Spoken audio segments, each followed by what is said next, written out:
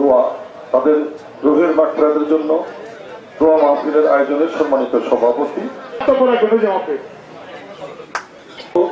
সহ আমার সদর উপজেলা বিএনপির সহসভাপতি আমি বলতে চাই 100 বছরে এই শেখ হাসিনা আর বাংলাদেশে আসতে পারবে না, সেই অবস্থা কিন্তু হয়ে গেছে। আওয়ামী লীগের নামগন্ধ এই বাংলাদেশে আর থাকবে না, কেউ থাকবে না এই বাংলাদেশে। আপনাদের বলতে চাই, যারা নির্যাতিত হয়েছেন, যারা বিএনপি নেতা কর্মী এই ওয়ার্ডে যারা বসবাস করেন, তারা নির্যাতিত ছিলেন। এইখানে টাঙ্গাইলে দেখেন ছোট মনির যে সন্ত্রাসী কায়দাকরণ দেখেছেন, ছাত্র জনতার উপরে সে গুলি করেছে নির্মম ভাবে। আপনারা বলতে চাই ছোট মনির খাওয়া কিন্তু শেষ হয়ে গেছে। আমরা 15 বছরে আমাদের প্রায় 7,500 নেতা কর্মীকে হারিয়েছি, আর এই আন্দোলনের সময় প্রায় 2,000 ছাত্র জনতাকে আমরা হারিয়েছি। আমি আমার বক্তব্যের প্রথমে এই শহীদদের প্রতি শ্রদ্ধা জ্ঞাপন করছি।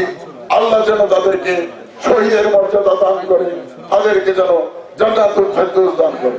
টাঙ্গাইল জেলা শাখার বিপ্লবী আহ্বায়ক রাজপথের হিরণময় হাতিয়ার আমাদের মাঝে উপস্থিত রয়েছেন।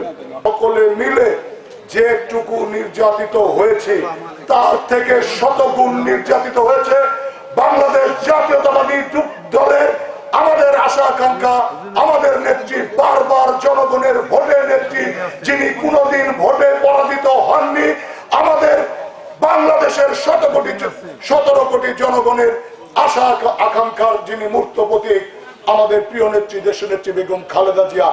এবং কোন অত্যাচার আছে তাকে করা হয়নি। প্রিয় ভাইয়ের আমার, 5 তারিখের আগে আমরা কিন্তু এইভাবে মুক্ত আকাশের নিচে মুক্ত বাতাসে আমরা কিন্তু আমাদের নিঃশ্বাস পর্যন্ত নিতে পারিনি, সেটা আমরা সকলেই জানি।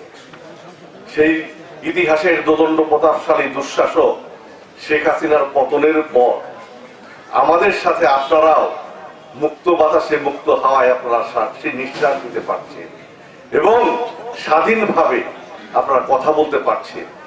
আমাদের কিন্তু সে সাহস কিংবা সে অধিকারও সেই স্বৈরাচারী শেখ হাসিনা কিন্তু খর্ব করেছিল।